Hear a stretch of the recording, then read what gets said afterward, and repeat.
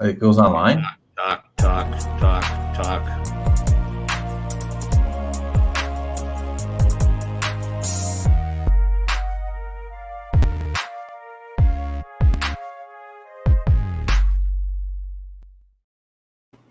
We got 4 people. It's 4 people time. It is 4 people time. This is a legendary show because we've been taunting Jim. Oh, yes. Probably a month, and probably 3 weeks before he realized that we were making fun of him for not coming on. I did tell him that. So Fair enough. We're here. Also, the RC Cars magazine, RC Babble. You know the drill. We don't really talk about anything. We have a mild topic. Jeff's topic this month, I don't think we're going to do it. It was very strange. I'm assuming you were drunk when you sent it to me. But I texted you last night. Yeah, like 3 a.m. Yeah. I'll share that with everybody shortly. Is this what we're going to do every week? Is share my drunken text to you? Amazing. That's just, it's the background of the show. Yeah, good. I don't even remember what I wrote. All right. Well, it was really good. Jeff got your photo. That's just a hemorrhoid. Oh, I do remember one thing. Pete will be real happy with what I wrote. Hey, Willie? There's one keyword, I think. Was there Traxxas in there? I'm pretty sure I put Traxxas in. I know. I'm just impressed you were up at 3 to get the message. No, he's got a 3-hour advantage. Yeah, right. On Eastern time. So by the way, I'll let everybody know. Jim was an hour early to the show today. I had it started up and he came on. He's like, I'm 3 minutes ahead. I'm like an hour and 3, but okay. Well, yeah. So I'm enough. We're going to start off with Jeff's topic because we all have something to say about this. Here's his topic. Suck my ass RC shampoo crawler Traxxas Swan. It's about as good as the 3 of us come up with every week. Right. When it comes so to that was the topic to start. I didn't even put that in the little thing that pops up down there. It was just too good. How are we going to talk about it? You know how I'm really good at surprises? Like I didn't do an intro for Jim. Like, hey, we have a special guest, even though it's in the title kind of crap. Do it now. Wing it. Let's go. Come on, big boss. Special guest today. Oh, he switched spots. You can do the Hollywood squares here. You can. I didn't do that. All right, we're going to start off the show with a couple things. We're going to do. First of all, we're going to give away our prize, so I don't forget from last week. The winner from last week. This one. Drake. Jim's okay with Drake being there because I think he sponsors him. Whoever won this, hopefully you have an engine, a nitro one, because if you won this and don't have one, I don't know. It's a long shot. Given the nitro to electric ratio, this is going to be a long shot. Yeah, so you may have to buy an engine to get it professionally broken in. So maybe that's Drake's ploy. Can Adam kick down a T-shirt or something if the guy doesn't have an engine? No.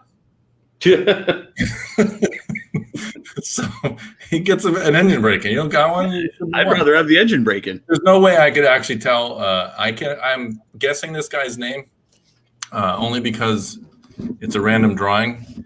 And if he's not a subscriber to the magazine, I don't get to see what his name was. So hopefully your email, Michael Kendall 323. I'm going to post your email like I did last time. So if somebody emails you a weird picture, it wasn't me. This is the guy who won. Michael Kendall 323. I'm thinking your birthday was on March 23rd. If that's you, email me. And hopefully you have an engine and you want to break an engine. If not, you're going to get a box of nothing. Yeah. Or buy an engine. Or piston sleeve resizing. Yeah, well, yeah, I would imagine Drake would do whatever services any of the services he offers. It's like a brothel. If you have a worn out engine, he'll probably resize it instead of break it in. Maybe dinner with Adam Drake. Oh, I would have put my sign up for the free issue as well then. It's weird. Well, so weird. I like Adam and I like dinner. Where it goes, Michael Kendall 323. So that's your email. Everybody email the guy, say one jerk, and send him a weird picture. It's out there. Happens. This is Babble. It's not. I don't think there's any rules I broke. The show's not called Organized, people. No. Yeah. So then we're going to talk about. Sorry, my michelada got me on that one. Sorry. Little michelada burn. It's Michelada Monday. if anybody's joining in. Usually, Mescu asks what we're drinking. So if he's I haven't seen him yet. That's all he does. Travis comes on, asks what we're drinking, and then leaves. I think he's actually at a race, so he might not be there. He went to the Psycho Nitro Blast. Oh, well, he's probably not at the race. He's probably flying home then. Maybe. So today, You have to have an approved beverage. Oh, yeah, he seems to be drinking beer when he's here. I think I don't see a picture, but here's the other good news. It's going to block now Jeff a little bit. Today, as we discussed before, we are giving away. Got to find the right thing here. We're giving away Tekin stuff. Very good. Now, unlike the engine break-in, you get to pick a combo pack, which is a motor and speed control of your choice. But I will also recommend something after the show. You may have to listen next week to learn what I'm going to recommend, just like Barry Baker.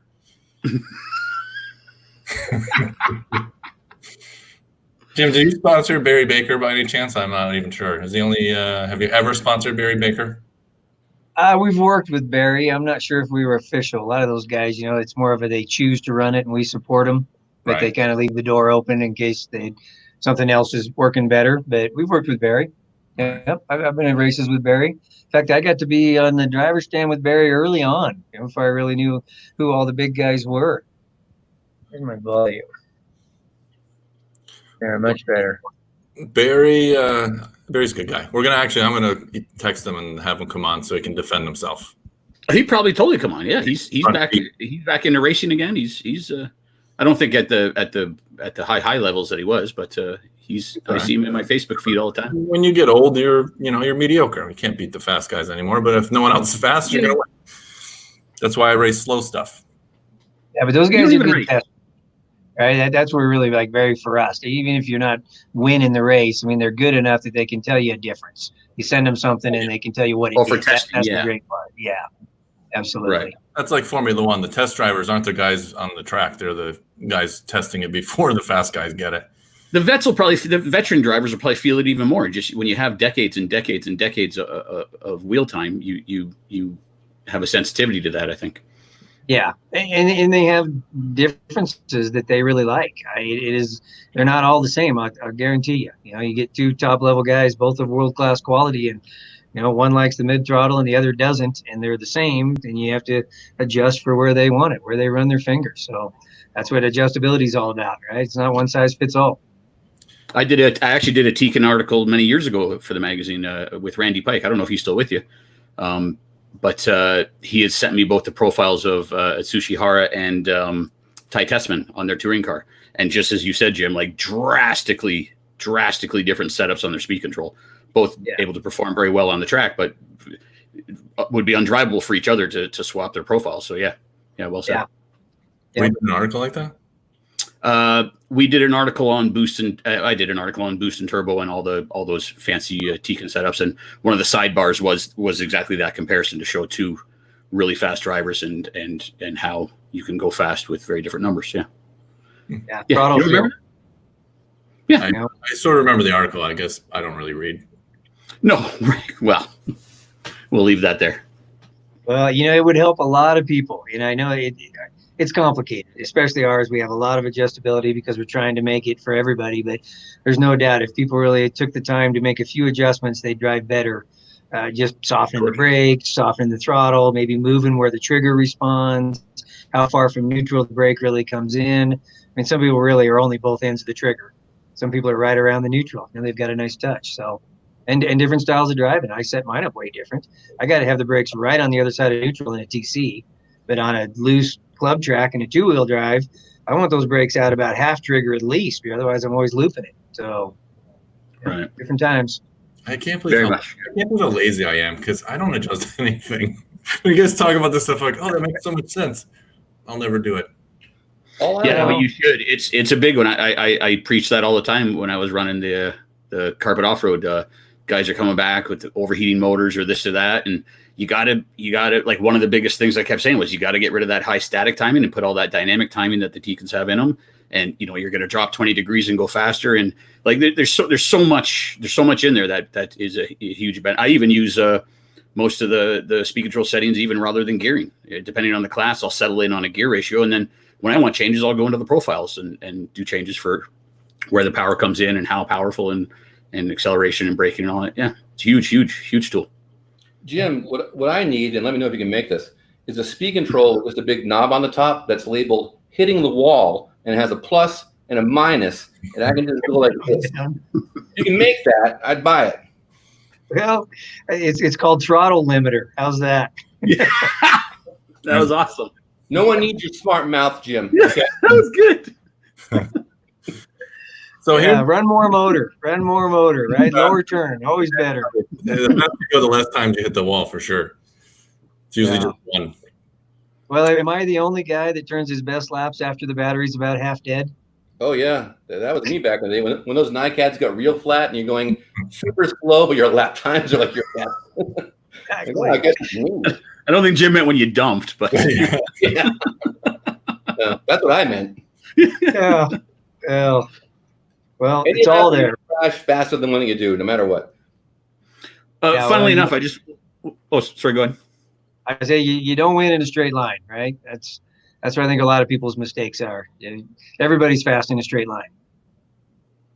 It's true.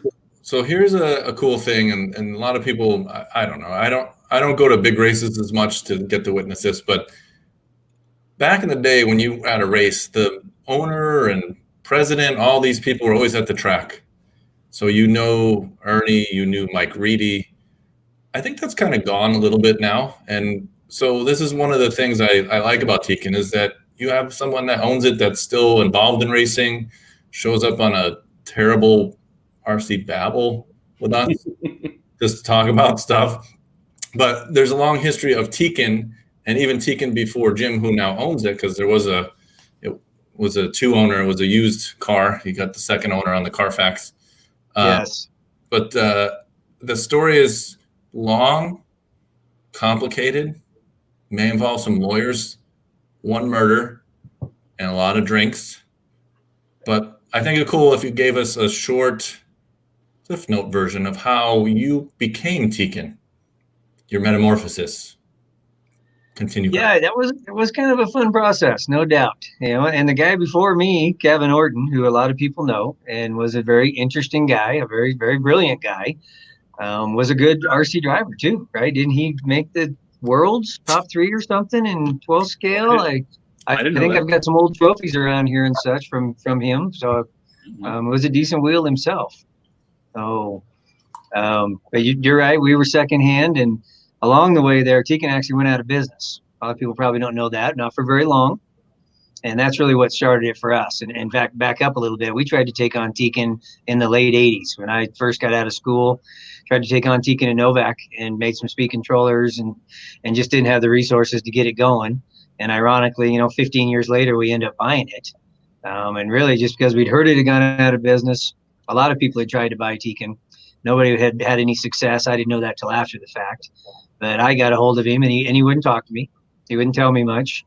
And I literally went down to California and hung out in the parking lot until I caught him there, because I'd found a previous employee that said, yeah, he still goes to the office. He maintains an office.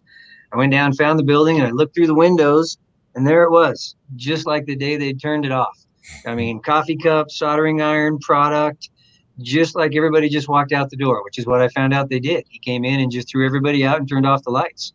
There were orders to be filled. There was product. There was finished units. There was half-done units. There was tons of parts, and it was all just sitting in there covered in dust. And again, he wouldn't talk to me, but I knew he went there. So I hung out in the parking lot and actually caught him walking to the door, and he tried to shut the door in my face. And I stopped the door and said, come on, I drove 1,000 miles to come down here and find you, then I see what's in this building. What are you going to do with it? You going to throw this away? I said, I'll clean this building out. I will take it all out, because he owned the building, and it was just sitting there, and I knew he could rent it. I said, I will clean this all out and haul it away. And we got a little conversation going finally. Actually, first he wanted to charge me for his time, and I said, fine. I've driven 1,000 miles. What the hell? Sure, I'll buy an hour of your time. And we managed to get it done. But he was really actually a pretty nice guy once I got through the shell and got to walk around in the building. And I catered a little to him, about how cool it was and that we were going to carry it on and keep the name going. And I think that mattered to him. I think that's why some of the people couldn't buy the company, is that he didn't want it just to become a brand in some corporate building. He really wanted to see it go. He was an inventor. He was an innovator. We had a number of patents that were new stuff, and him and Bob Novak, I got to give Bob full credit as well. I mean, those guys created it, right? The electronic speed controller. There were some other brands, but I think those guys are the ones that really made it happen. So, Sure. We went down there and filled up a couple of semi trucks. I kid you not, to the top, full size semi trucks. I had no idea how much was in that building. Way, way underestimated. I was going to take a snowmobile trailer. My wife still laughs to this day about that. And we hauled it all up here to Idaho and unloaded it into a big warehouse building and basically set it all back up because I didn't have any of the old employees. I didn't really have anybody to tell me what was going on. We had 15 file cabinets and 2 semi trucks worth of stuff. And we set it all up and dug through it and figured out what the parts were. And I read every piece of paper in every one of those filing cabinets and kind of got a clue where we were at. Fortunately, there was enough product in there that was already built. That's why we did the G11. There was, 1,000 G10s done. Actually, they had a flaw in them. We had to fix them, but we fixed the software and fixed a problem in them. I have 10,000 displays for the BC 112, Pete, in case you need a new one. Said you still have your BC 112. I kid you not. They're still in storage. I guess they're going to the dump. I Thrilled had to no know idea that. they were doing that sort of numbers. They sold a lot of chargers. Yeah, everybody Yeah. had that charger. Yeah. No, but and, that's and, but and to have that. there weren't a lot of ESCs either. It was really only Novak and Tekin early. A few others right. came in, and none of the kits came pre-built, right? So every kit you had to put it in there. Mhm. Yeah, that's true. Right.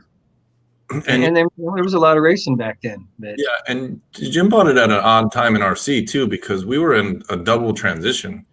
It was brushless was just coming out, yeah, it hadn't yet. and Yeah. the LiPos were coming too. So 2 of the products were sort of in the middle of where it can be relevant, right? That is really right there why we pulled the trigger. Is that we could see that it was going to go to brushless. Nobody had it. Novak had just started on their first one, Sharded. and I'd actually seen it, but nobody really had it out. And you knew that it was going to take a full revolution. And so the products we got from Tekin really didn't help us that much because they were brushed. We started ground zero. Right. And it was a good time. And then the rollover to lithium polymers, but it definitely was a good time to come in. You could see the transition was coming, and it needed to. 5-minute run times, brushes and calm cuts every couple runs. That was a lot of work. Yeah, brought in a whole new crowd for sure. So, I ran when I was just a regular RC person back in the day when I was a kid. I ran Tekin, and only because probably that's what my hobby shop sold.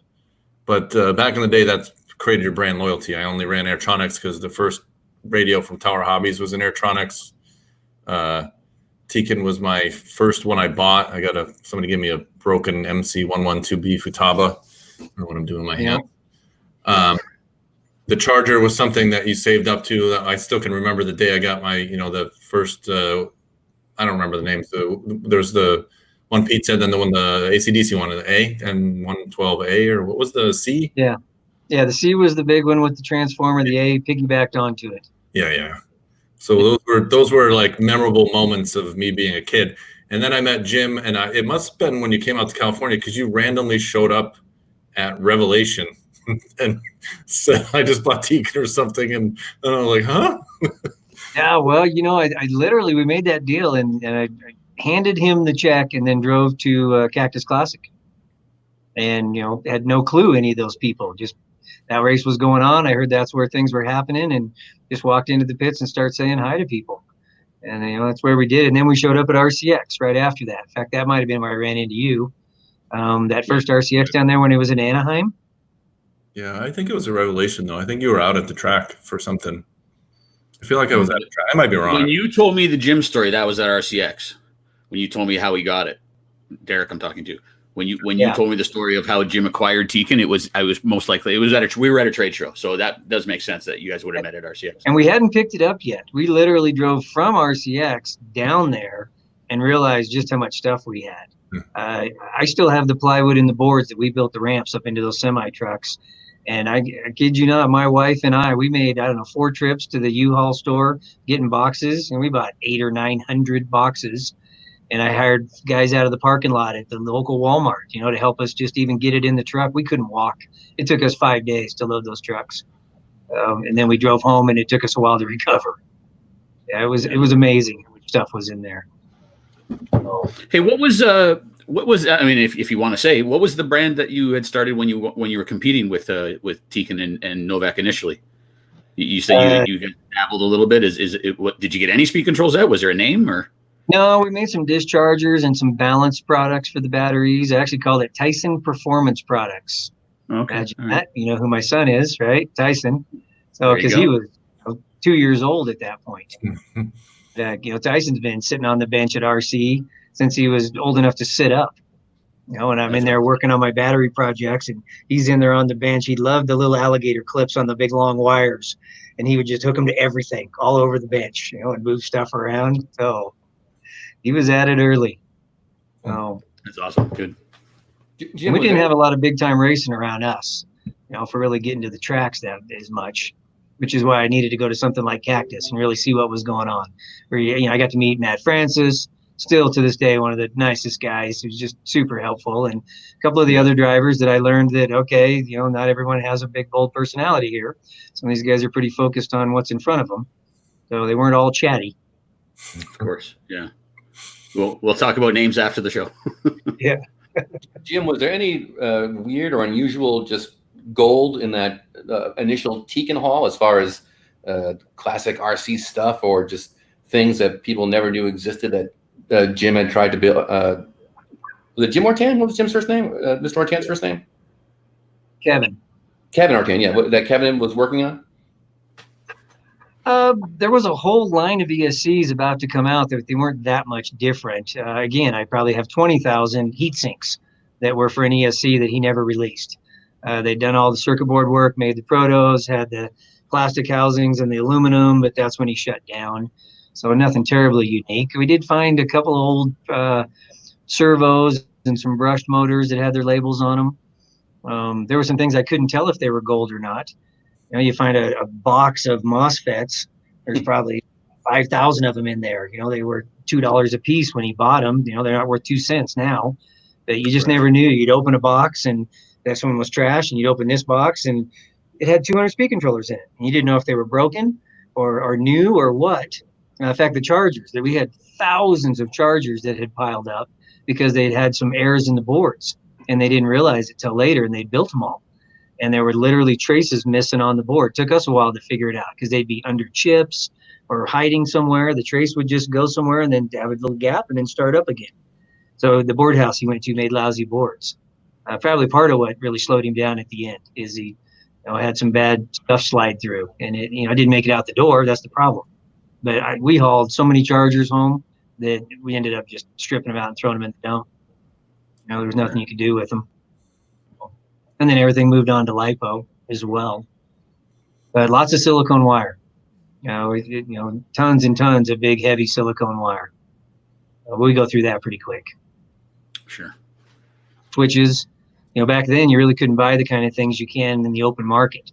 So they had molds for the switch housing. They had their own Futaba plug, or JR plug, whatever you want to call it. They had their own molds. You had molds for everything. So yeah, I probably have 50,000 molded plugs for the radio plug that you'd have to put your own pins in it and do your own crimping, because they did all those assembly steps. Right. So nowadays, obviously, there's easier ways to do that. But there's still a pretty good treasure trove out there. At some point, I'm going to have to get finished up with it. Let's move to now. What? So for a lot of people, you're based in Idaho, right? Yep. It's somewhere undisclosed location. We're not a secret about it. Yeah, we're hiding in the mountains away from the city. Certainly, we like it that way. Yeah. Speed controls still hand assembled on your own workbench?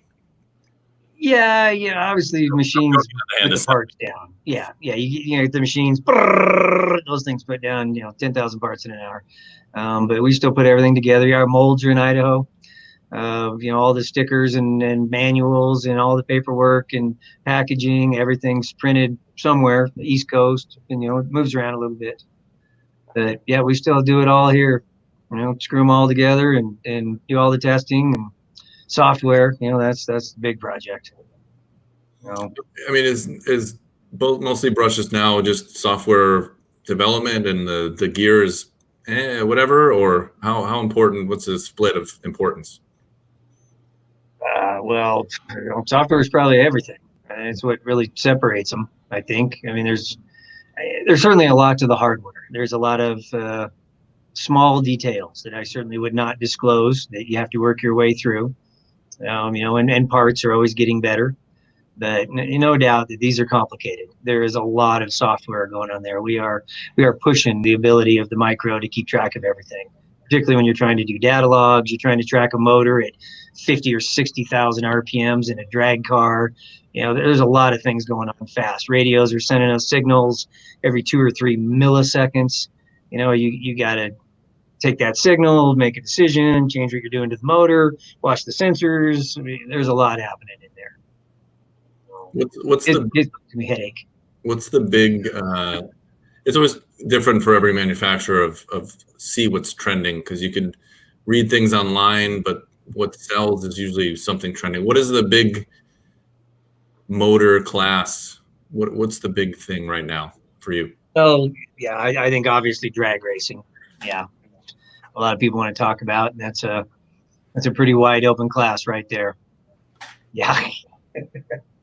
Yeah, very cool. Yeah, we got a little, That looks awesome. yeah. This is Joe. Thanks, Joe. Yeah, Joe. Joe's very talented. This was I don't know what it is. A converted GT. I Flat. think. Yeah, it's not a nitro GT. No prep drag electric. If it's Joe's, that's probably what it is.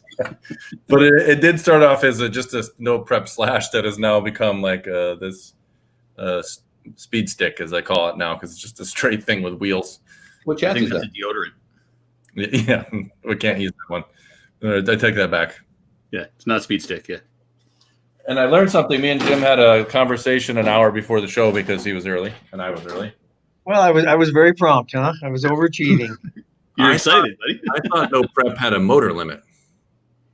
There is a segment, I guess. In fact, I talked to Ty about that afterwards, and I'm sure they're out there. But obviously, if they're running what came in an RTR, I'm not talking to them. And if they're running something moderate, then we're not hearing from them problem-wise. But definitely, the majority of these guys that are meeting in the parking lot and racing for money, they're strapping in as much as they can, and trying to get those cars to go straight. And there is certainly an art to it. We're working on it here, and you don't just squeeze the trigger. I'll tell you that. They don't go straight. It takes a lot. I really respect these guys that can get these cars to launch and run a 2.3 time, or faster, a 2.1 maybe, in 132 feet. It's impressive. But it's hard on things. I'll say that. Yeah. Well, let's talk about. Well, I can't complete that sentence. I was going to say it. Let me back that up. Let's talk about the stress on what drag does, like different than other classes. Well, for one, you're doing extremely low turn motors. It's a long ways from a 5.5 to a 3.5. If you think in terms of percentage or resistance or however you want to judge it, I mean, just look at the numbers. A 5 to a 3 is a lot bigger deal than a 25 to a 23. It's a big step. And even the 5.5s that guys tend to run in on-road and off-road, I mean, it's a lot of motor, but there's nowhere you can hold that trigger for a second. You probably can't hold that trigger for 0.2 of a second, and you're already transitioning out and getting ready for the next corner. These guys are hammered down for an electronics time, a long time. I mean, 2 seconds is a long time. I've probably been on a racetrack a couple of times. You could hold the trigger 2 seconds if they had a 260-foot straightaway, maybe. right? The rest of the time, it really is blipping, and particularly 8 scale and mod guys, they don't ever hammer full wood. They're really in the middle, and they're darting through there. They're not fully on that thing. So there are different kinds of loads, and you're always starting from zero, which is where all the max power is. You got 0 RPM. That's why electric cars will break your neck. You know, all the torque is at 0. Well, it's not like a nitro where you got to wrap it up. Right. And unfortunately, I think we probably in the industry sell some motors we shouldn't. In fact, I really wish we didn't sell a 2.5, and we have for years, only because guys do speed runs where they kind of maybe rolling start and they're trying to do top speed. You know, we really didn't envision the drag race side of it. And even there, we can handle it a time or two, but some people tend to drive it back and forth a little too many times without a rest. And, you know, there's just a lot of factors there. And some things I think that we have yet to learn. I think there's some other challenges going on there. But, you know, it's 400 or 500 amps when you yank the trigger on a 3.5. And, you know, you weld at 60 amps. Right? It's a lot of power. Oh, but so I don't think. Are you arguing warranty all the time? Or are you getting into you just trying to flat out explain, listen, you can't get this motor up to 250 degrees and you can't do this? And like, is that a big deal now? I think 250. Yeah. Yeah, it's in process. Yeah, we're pretty good about making it right with people, and we're known for that. And we warranty a lot of things we probably shouldn't. But we always try and follow up and make sure that afterwards that it's working and that they're happy. And you know, I think anytime you're going to press things to the absolute maximum, which is what drag racing is, you almost have to accept that you're pushing the absolute maximum. You're on the edge here. You know, if you want to run a spec class and go slower, then you're not going to have any problems. You know, run 3.5 seconds. But you want to go out and try and turn the very fastest time. I don't blame them that they're pushing it. And we all know that not everybody's an engineer or even has a lot of RC experience. You know, if a 4.5 is fast and a 3.5 is faster and a 2.5 is faster, then what are you going to buy? You know, obviously, you want to go fast. And not realizing you can't get it to the ground. What good does a 2.5 do you if you can't get it to launch? Right. You know, guys are running our Pro 2. They're running some of the 4-pole motors, and you know, it's not about grunt. They got plenty of grunt. Right? It's about really running it down the track, and fortunately, timing kind of acts like a transmission, allows you to kind of spool up. But you know, the magic of gearing and all of it. There's just a lot to it, and I think it's particularly a lot of people who are coming to it from maybe the Traxxas Slash, because that's where we started. And they really have an expectation that things are indestructible because that's how they build them. That's their clientele. But this is definitely on the edge. Well, yeah, if you watch real drag racing, the nitro top fuel blow up all the time. Yeah, that's what we're running on. And I think I told the story before. I remember being at the Worlds when somebody decided that we put motor limits on, and they were blowing up all these motors and 10-turn limit on mod, and they wanted to slow them down even more because and I don't mean to call Orion out, but they were the one complaining. And I said, well, finishing the race is half the race. So if your motors blow up 2 minutes in, maybe you should slow it down so you finish, and then you'll see how fast your motor is. Right. Well, fast for 2 minutes and it blows up, you weren't fast at all. For those who've been around a while, and this group has, in the brushed world, we really did burn up a motor and then drop one pinion. Right? That's kind of how you found the max. Yeah. And that was acceptable. You know, that they expected to do that. But in the brushless world, these things are so amazing. I mean, they run forever. Right? I've got 10 or 12-year-old motors. They run just like the day I got them. So if you treat them right, they really do run forever. But the electronics, you know, it's a fancy switch hooked to a really powerful battery nowadays with a low IR and able to give hundreds of amps. You know, according to the labels, maybe thousands of amps. You look at the C ratings, but in reality, they're still able to give an awful lot of amps. And if you do that over short periods, the electronics handle it. But if anything goes wrong, sensor wire comes unplugged, you know, you got a bad sensor, there's a misfire. I mean, there are a lot of things that can go wrong there that we can't really see, you know, and that's something I think we're really learning right now. Some of the problems that I'm finding, I think that's where some of it is coming from. And they're not things that you can really see on the bench or even with a general motor tester, because you don't have 400 amps running through it. So, and unfortunately, you know, if it tells us to fire phase B, then we fire phase B, even if that isn't the one we perhaps should be firing right now. So I think we're all learning. And to your point on the warranty, yes, we are right in the middle of that. And you're probably going to see some new policies out of us, or some things that we want to see. In order to make sense of it, we may have to add some protections in there that just aren't in there now, but we can add them. To at least protect people a little bit from themselves, but we're still going to be on the edge. If we slow them down to protect it, they're not going to buy it, right? They're not No, like of course. Yeah, that's not an option, right? So, And given the nature of this class, I mean, I'm sure there's some diehards or some vet type people who are dabbling, but a lot of the people in this drag class are new guys who had no racing experience at all. So that adds a whole other level of, they don't even necessarily have the fundamentals of knowing like temperature is an important thing with the magnets and whatnot. So that, I guess it's not even when we discussed it before, it's not even the magnets. It's basically, it gets so hot so fast, it's just melting solder. It's not even it's not a motor issue. It's the front side of it. Yeah. But there are some expectations, I think, that are reasonable. A guy buys an RTR with a 3,300 kV motor in it. It's got a big pinion on it, and he buys a 2.5 and doesn't change the gearing.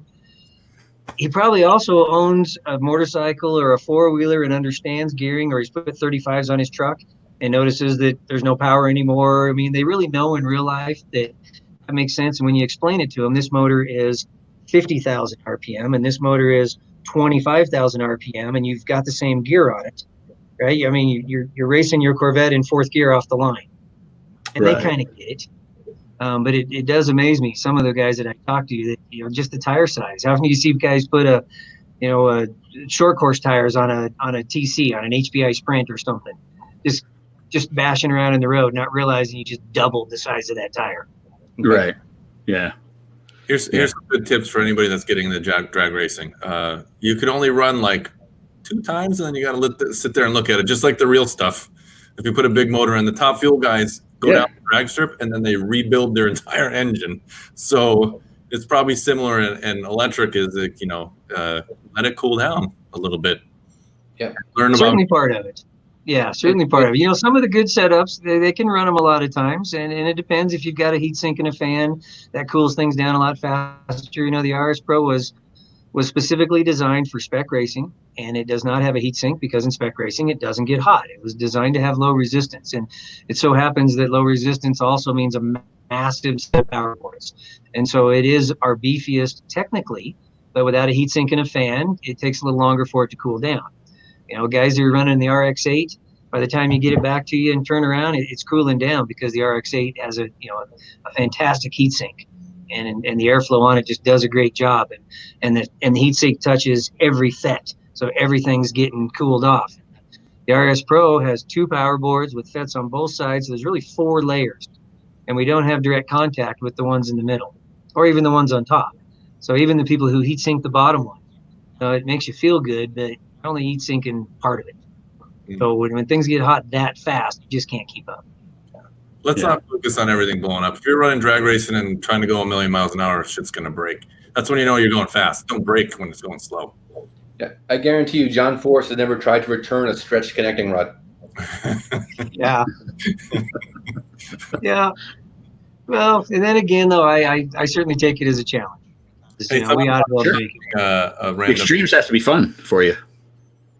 I don't know. Humboldt have we discussed your new 5-slot crawler motor? Let's talk about. I wanted to talk about this because I was on Facebook and I very patiently explained to a guy what KV rating means versus turns, and he's like, "Okay, but what about slots?" And I'm like, "I don't know about slots." Yeah. So let's talk about your slots. Why do you? What are the slot numbers? How many? What's that? Let's talk about what slots do. Like standard is 3 slots. Well, it is in the RC world, but if you get out of RC, you won't see another motor like our race motor. Honestly, the 2-pole 3-slot that we use in 10 scale RC will make a true motor designer's eyes roll back in their head. They don't use that anywhere else in applications because most motors have somewhat of a constant load. So that's really an unusual motor. But in RC, it is our standard. The 8 scale motors are 4-pole 12 slot, 4 magnets 12 slots. So the slots are the teeth in the stack that could have been prepped, really nerd out, but what we wrap the wire around. And so obviously in a 3-slot motor, we wrap the wire around one slot and we wrap it around the other one and then the other one, and we have 3 tabs coming out. And in a 12 slot, the wire goes around a couple of teeth before it comes back out the tab. So in the crawler motor, by having more slots, we still only have the 2 magnets, but it gives you a little smaller steps. If you look at the comm plates on them, right, there's more comm plates in there. So there's advantages and disadvantages. It seems to have a good low end feel for lightweight scale rigs. You lose a little bit of drag brake, and lose a little bit of torque. And then it confuses people even more because what is it? A 12-turn 5-slot is about equal to a 30-turn 3-slot. How do we explain that to people? That's the stuff I have no idea about. Slots of multiplier. And that's why we talk, KV really is how you define a motor, RPM per volt. But that would get so hard in 10 scale because what's your timing? A 17.5 is 1800 kV with no timing, but it's 2800 with a whole bunch of timing. So a kV number is not really very solid in those motors. You get over in the 4 poles in our 8 scale stuff, and we don't like timing. And so the kV is pretty solid on those. And even if you add timing, it doesn't change a whole lot. It might go up 10%. But, you can crank a 17.5 up to, until it blows up, right? In fact, that's when boost got outlawed. I don't know. You probably weren't at IIC when. I remember when Derek was. stock boosted stuff was as fast as modified. Yeah, of course. Yeah, were you there when Hara drove his 17.5 car in the mod class? Yeah, I was probably there. Actually, I don't think he drove it. I think what it was is that his 17.5 would have put him like 6th in the A main in the mod class. A 17.5 boosted car. Now, partially because it was drivable, and the guys were struggling a little bit with snap rolling and such. But either way, when a 17.5 car can make the A main at a race like IIC, clearly it's a little too fast for being stock racing. Yeah. What was that wasn't your speed control though at that first event, right? That was no, the first one that was Carbone that had the cheater that nobody knew about timing or that nobody raced. The dynamic timing, right? Yeah. Yeah, the early version of them. Yeah, that one wasn't very smart. You had the timing was kind of infinite. It just grew infinitely, and then we made. Oh, you couldn't control it. Right. Yeah. Okay. It was still one second faster lap than everybody else. Crazy. Well, yeah, that would have been the fundamentals of the technology, right? I mean, the idea was there. Yeah. It was, but doing it that way, I think we'd have blown up everything. Of course. Yeah. Sure. Right. Yeah, it had no upper end, and it didn't come in based on RPM and all the things we do now. I mean, being able to really have it drop in where you want it at is what makes it work. Yeah, so, and it works so well. Like, I can't even remember before these settings. Yep. Yeah, I still tend to drive, depending on where I'm at when the tracks are loose. I'll drive a pretty mild motor and boost it up where I've got room, just because I can't hang on to a 6.5. Right, so I drive something softer and then boost it up when you get down the straightaways, and it is funny to watch a guy. You both come around the corner onto the straight. He's in a 6.5. You're in an 8 or a 9.5 with some boost, and you beat him down the straight, not because the car's faster, because he can't get it to the ground. Yeah. Yeah. Of course, now we don't race on dirt. We race on flypaper. Yeah, don't get Derek started. Oh, you're in carpet. He's talking about super traction clay, right? Well, all of the above. Yeah. Anything that you could drive on the ceiling, right? Yeah. You come drive on our track right now with about an inch of duff on it, where you actually have to use the throttle. Yeah. It's like back in the day. Well, traction if we had no traction, you wouldn't have speed controls blown up. You would have a lot of different things. Traction really is the enemy. We've gone to infinite traction. That's the problem in most racing. Well, the traction. Jeff will argue opposite. First of all, I have to ask a serious question.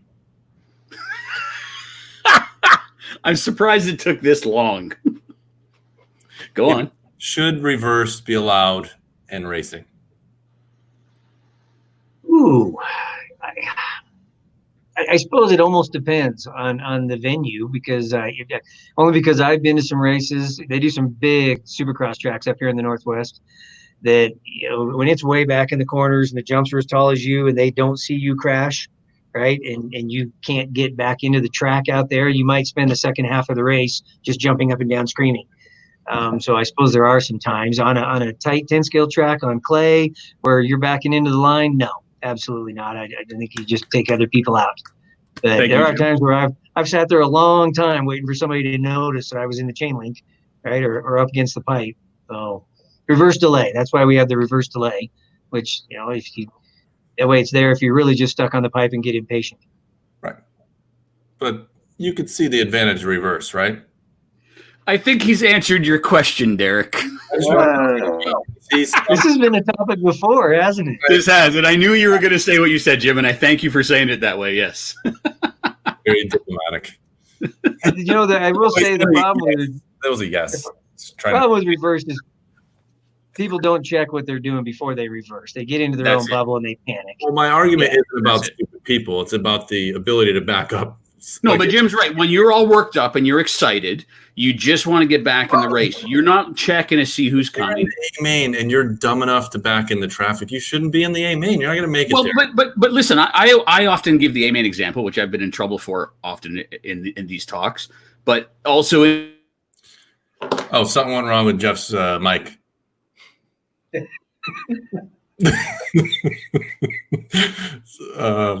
So we're going to move on from that.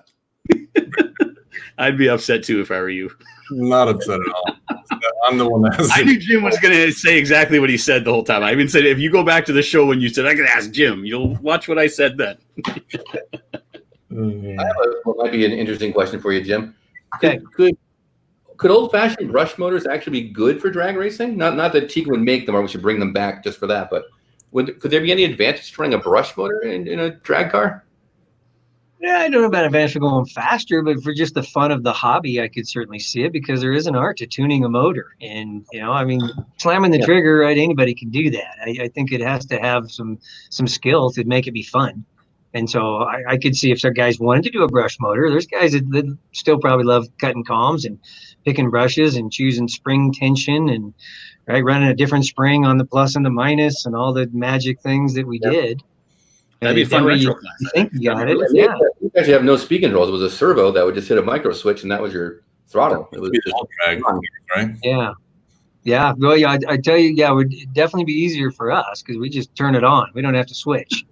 Yeah. Right.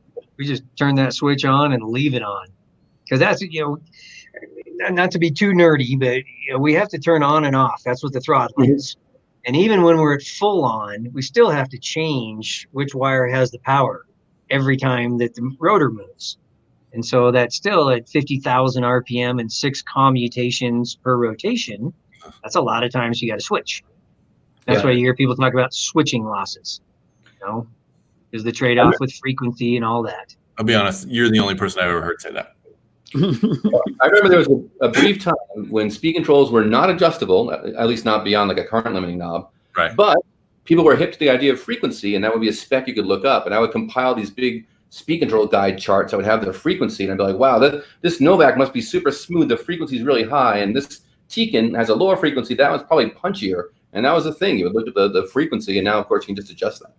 But there was a time when we made a big boost from like 60 hertz up to like 2,500 or something. There was like a big leap all at one time, I remember. And there's no frequency at full throttle. So full throttle is full throttle. And that's on any motor. No, brushless as well. There is no frequency. We're chasing the commutations at that point. But we run 6,000 is our stock, and we go up to 12 and down to, depends on we go down to 2 on the throttle and down to 500 on the brakes. And no doubt it has different effects for throttle and brake. The braking side, it has a dramatic effect when you go down to a low frequency. But at full throttle and full brake, there is no frequency. So it's just on. So if you're one of those guys that drives full wood and full brake, you really aren't getting it. It's that middle, that feel part of it. Right? It feels smushy when you turn the frequency up, but it still gets to the same power at the top end. Right. Okay. Same thing with the brakes. And that's really the balance with the brakes. To me, the frequency on the brakes that's the magic button right there. Because really, you go fast by going slow, right? I mean, everybody can squeeze the trigger. You got to be able to brake to be a good RC car racer, or set your car up so you scrub, or use like our active brake. If you're a guy who doesn't like to brake, you don't do a good job. You just set a lot of drag brake and drop to neutral, right, and let the nose drop and come in. Or this active drag stuff is cool if you can drive that way. I can drive on a lot of these tracks without ever going to neutral. You just drop down to about 10% throttle, slows down, you roll back out the other side. You never even go through it. Oh, I've never tried active brake. Never anything. That's what I figured out right now. I've never really adjusted anything in my life. I run a lot of drag brake as of late, but in off road to dip the nose over the jumps automatically. But I've never tried it. That's the downside, Jeff. So you might be able to do it because the downside is in order to get active drag to where you don't need to actually do push brake very much. When you do go to neutral, like jumping, you're going to do a front flip, and so you also have to roll out of throttle while you're jumping. You know, you can't just drop to neutral like. Oh, that'd be tough then. Yeah, that'd be a tough drive then. Yeah, but if you're already running, 20, 25 on the drag brake, then you dig the active drag. In fact, if you're driving anything new and you didn't check it, then it's already on. So unless you turned it off. Yeah, I don't know. I'll plug in my hot wire after this talk. Yeah, well, it doesn't make the nosedive as bad. Is that a big challenge for you, Jim, is to get people to understand what the products can do? Because you've got a genius braking system for rock crawling and trail trucks. I see a lot of people just have no idea. One, maybe that it exists. Two, if they know about it, they don't really understand how it works and how to get the benefit of it. So is that a challenge in this day and age where you don't have a single RC magazine that everyone reads, or a single source of information that just getting people to understand the product? Well, it is. And even if we did have the resources for them, I tend to get into nerd mode and start talking like everybody designs speed controllers. And I have to remember that, they're lucky to bind their receiver in some cases. And a lot of times we just say, give me your car, and we make the changes and we hand it back and they go, wow, that's so cool. And they don't care what made it cool. They just know it's cool. And that's where active drag came from, was the crawler world. You're right. And that was because of downhill runaways. You had 100% drag brake, you touch 1% throttle, you're coasting, you let go, it does a front flip. And that's really where active drag came from. But we kind of thought it might work in racing. It doesn't work for everybody's style or everybody's track, but particularly loose tracks. I think it's awesome because you don't have to go to neutral and get that, because drag brake's all at once. And you can slide it in. Some guys do. We thought about going there. But this way, it's really doing it before you even get to neutral. So you don't get that boom. Yeah. Rolling off. Yeah, there's probably too many settings. It's too much. Yeah, but as I said, we had a computer radio conversation many weeks ago, and it's not too much because if you don't touch it, it's neutral. It's turned off. You only use it if you want to use it. I like how there's 1,000 things, and if you only use 5 of them, you use 5. If you use 20, you use 20. I don't think there's ever too much unless you're forced to set everything. Well, I bet a lot of people would appreciate it for computer radios or even speed controls, where it's like there's 1,000 things you can adjust, but we do have 5 built-in profiles. We have silky smooth all the way to super punch, and you can select from 1 to 5, and braking and frequency and everything changes with it. You don't need to know that unless you want to go to the back of the manual, but go ahead and try 1 through 5, see which one feels the best.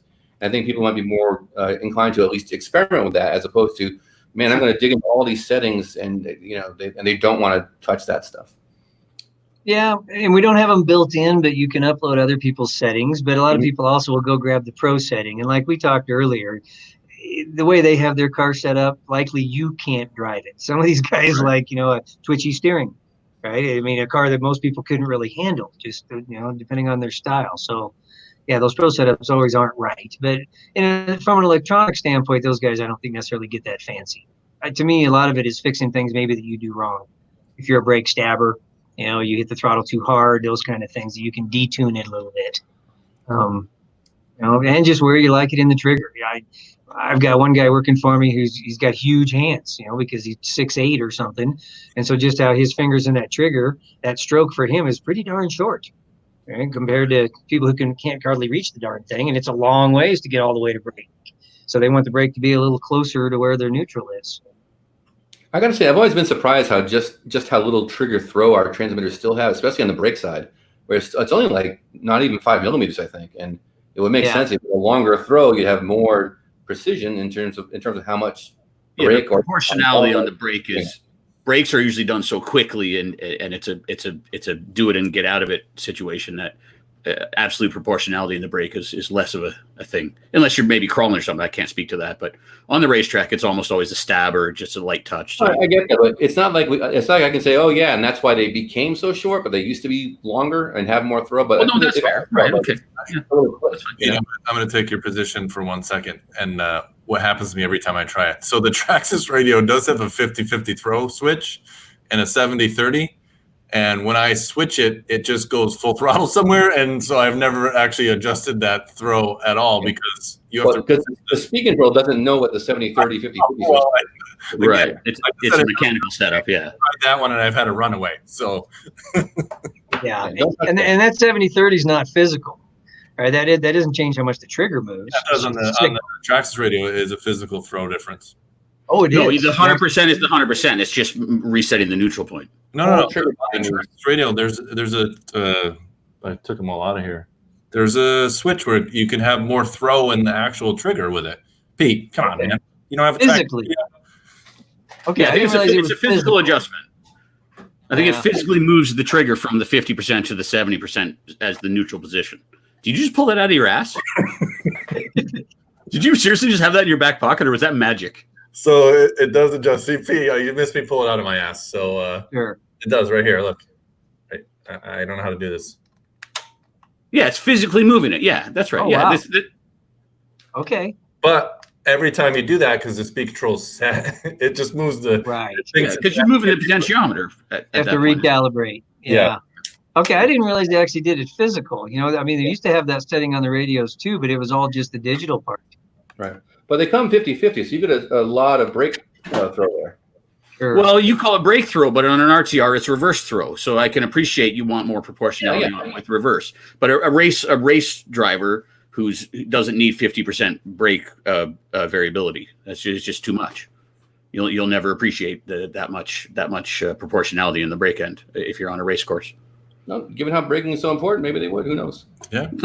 Let's start a campaign. One thing I noticed from driving pro drivers' cars, and I've driven a lot of Adam's cars, he uses surprisingly little brake when you're at full brake. It's like maybe 20 to 30%. Like where I was like, oh, the car doesn't even slow down. Scary. I don't know how you can control the car so much with that little brake, but that's the one thing I noticed from driving. At least his. Well, it depends on grip level as well, I would imagine. On his nitro car, yeah. Yeah, but he's not overshooting. I mean, what's the classic problem with most RC racers? They brake way too late. They go way too deep into the corner and apex hard. You know, I mean, you literally let go of throttle 15 feet before the corner and coast to it. It doesn't really slow down that much.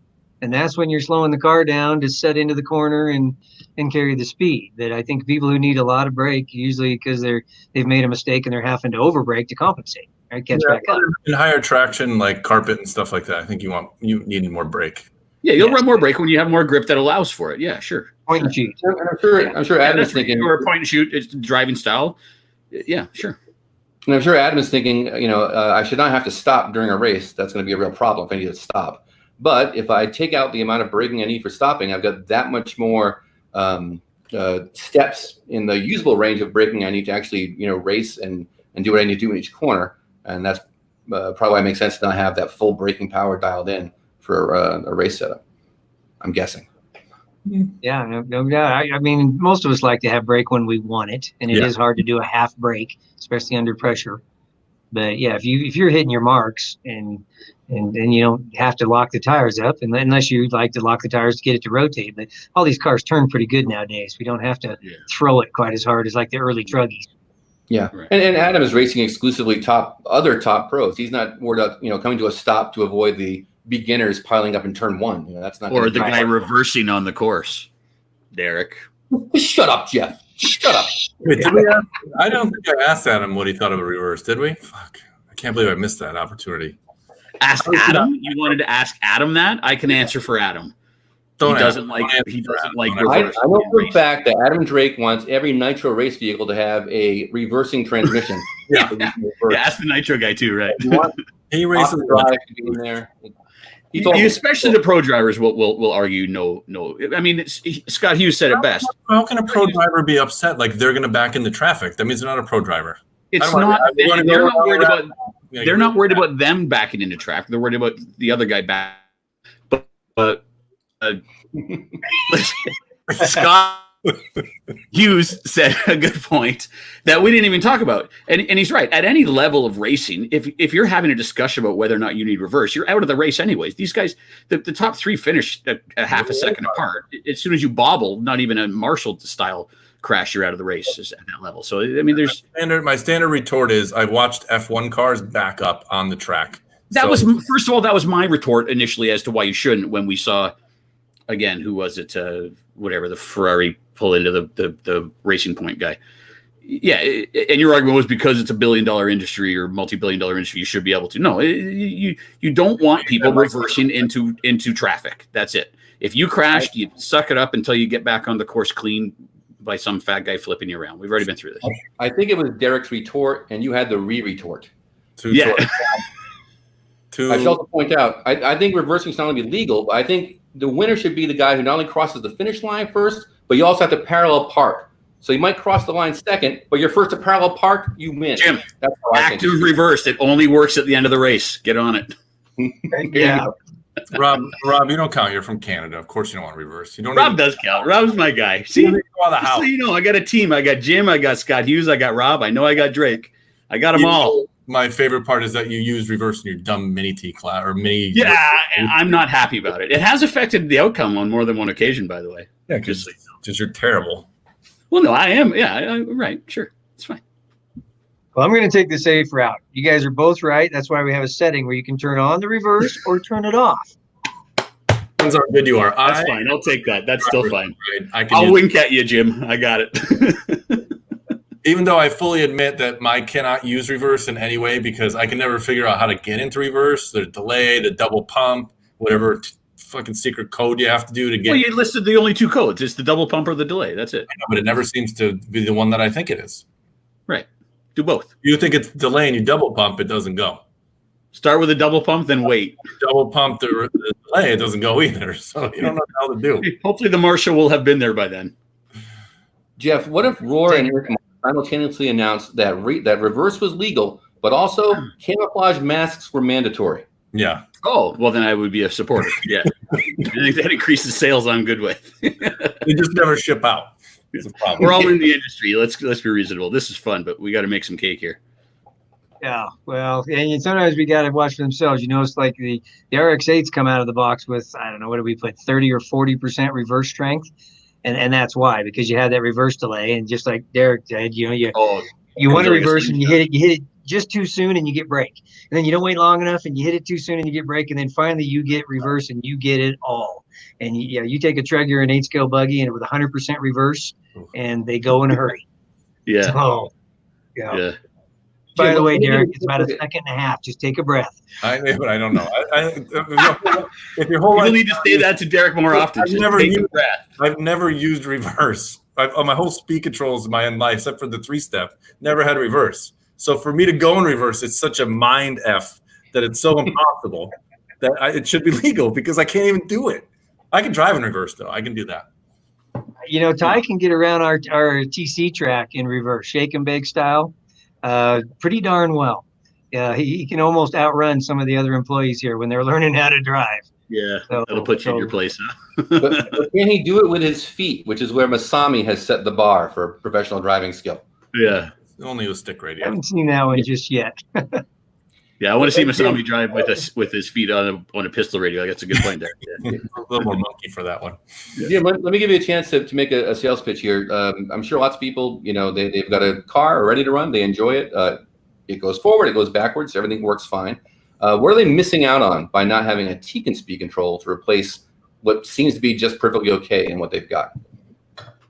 Well, I guess it depends a lot on the different categories. Whether you're talking crawling or drag racing or 10 scale off road, is what you're missing. I mean, certainly the adjustability allows you to dial it in. And they all make the wheels spin when you squeeze the trigger. So, there's so many subtleties to it. So I guess until you're not bashing the walls every other lap, it's probably not going to make you better. All right, you got to learn how to drive, which is why you need a servo. Now, our servos might help you because they're so consistent and repeatable and precise. And no kidding, I've been making light of it, but that is the one thing our team really said right out of the box is they really could tell that they didn't have to counter steer as much because they don't overshoot. And, they go where you tell them. And so it kind of took them a minute to get used to it because you're kind of used to coming into the corner and then kind of going the other way a little bit. But I think that, having a good steering and having to be consistent at the end of the race, right? Particularly the guys in these long nitro races, right? They get affected by heat. Maybe those crashes late on weren't really you. Maybe, things are not quite where they were. So consistency. Do you find many people exploiting the programmability of the servos? Because I know for me, programmable servos, I know they've been around for a long time. It's nothing I've ever been like, boy, I can't wait to program one. Do a lot of people exploit that feature that you've got? I know the servos have great specs, and just putting the car as is works, but there is that extra feature of programmability, and I'm just curious if people are tapping that. Yeah, probably. We haven't pushed it real hard yet. And they're pretty good out of the box. But if you happen to already put the arm on and the center's off, it's nice to be able to move it where it was at. Yeah. I think people are just starting to, and people are just starting to maybe see the usefulness of some of the alarms, maybe to debug problems. It can be so hard to tell what's wrong with a car when it's out on the track. Yep. And there are some temp alarms, some loss of signal alarms, some things that once they trigger, they stay latched on. So when the car comes in, if you're getting that beep, then you know that, hey, I lost radio signal. You can start chasing down why it happened, or my voltage went low. Maybe my receiver battery's going bad, or I've got a bad solder joint on the plug, or it's getting hot. And it didn't used to get hot, so maybe the steering's binding, right? I've got a little something in there, the bearing's gone bad, or you got a rock stuck in it.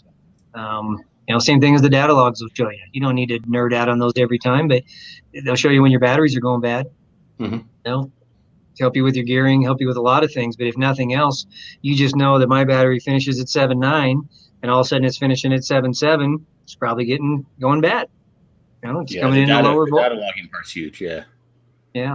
And you don't have to get into too much of the details. Some guys do. It's certainly you can show people stuff. We at IIC, they had that little spec class where everybody used our system and they had to all use the same one, and a couple guys that were off pace, and we kept telling them it's because you're running a fan. You don't need a fan. It's not hot. You're just burning juice. And, we could show them, you undo the fan, you're a little higher RPMs at the end because you're a little higher voltage. Well, fans in general, that's a whole nother conversation. Some of the power going out the door with these, turbo fans that are on before the race. If that you don't even need necessary half the time, yeah. It's funny to chase a couple tenths of a milliohm on the motor and then suck a little bit out of the battery for a minute or two before the race with a fan. So it's all a balance. So another good reason why I buy Tekin is because you know who owns it. And it's important in this day and age, I think for me, is that you look at someone and you're supporting someone that lives here, maybe your neighbor, but someone that you can see and touch and feel. If you get really weird with Jim, he may let you do that.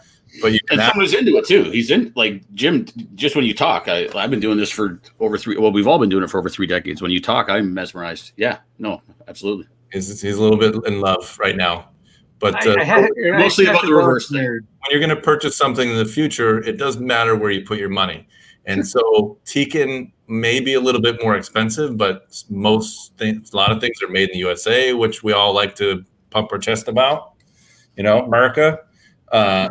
And you're supporting someone that's in the hobby, that's went and stalked somebody to try to buy their company, which is very important. That's a badass story, by the way. He didn't buy Novak, which I guess some of us are sad about. He could have just mopped them all up. Hey, maybe it's still available. So when whoever's watching and you're looking what you're going to buy next and upgrade it, it's worth it. Spend a little extra money and be a part of the hobby and support people that are in it. Because you can definitely buy stuff off Amazon that'll be cheap and work, but in the end, you need someone around to develop stuff like dynamic braking that I never will access. But I will try next time when I active brake actually. Then there's also RPM brake. RPM brakes can confuse you even more. What brake? RPM brake. That one's kind of real quick. What's RPM brake? Well, it allows you to adjust the brake strength at different speeds. So let's say you got the brakes right at full speed. You love it at the end straightaway, but it's weak in the infield. It allows you to crank up the infield without cranking up the end of the straightaway. And it's a little hard one to explain to people, but that's the way we tried to just put it on a slider. And basically, that's what you do. You get the brakes how you like it, and then you keep turning RPM brake until you like your mid speed. And maybe you got a tough little corner and a little short straight in the middle, and you just don't have enough brake. But I like to not have too much at the high speed sections. That's where you get in trouble. Right. No. Sure. And this is where I have to really balance my nerd with who I'm talking to, because when you design it, it is so easy to get into all of it. But I think, to your point, Derek, there is a lot to that, feeling comfortable. And if you don't need it all, then we only give you what you need. And we really are a family-owned company. I mean, my son does the videos. You guys see him on the builds. My wife is the CFO. The guy who does a lot of the graphics, is related through us, and a cousin, and most people that work here have worked here for 6, 8, 10 years. It's a pretty tight little group. So, and we do take it pretty personal when things don't work right. We do what we can to make it right. There you go. So on that, buy Tekin stuff tomorrow. You better see a surge in orders for the 47 people currently watching this. 47 orders.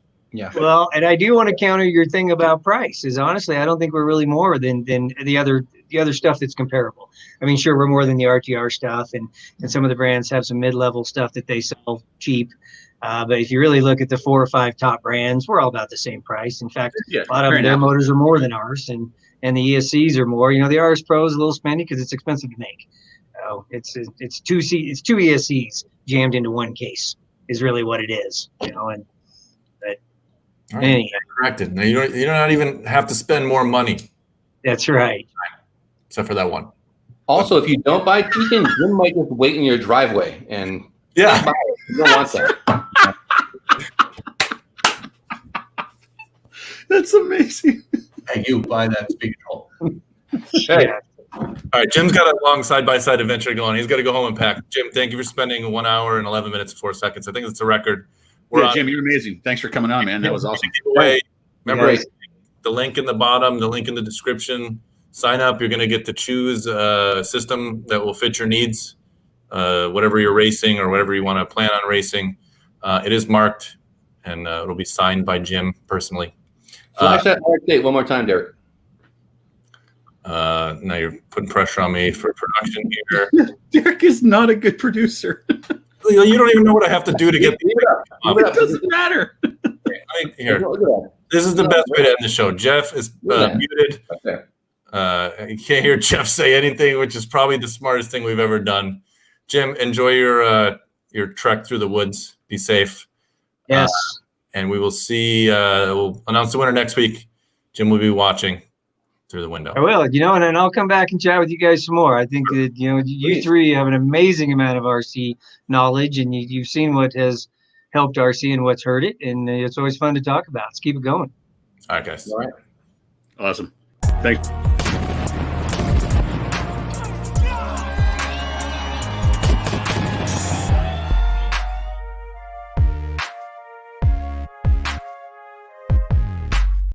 Still Barry Baker. Is this still live?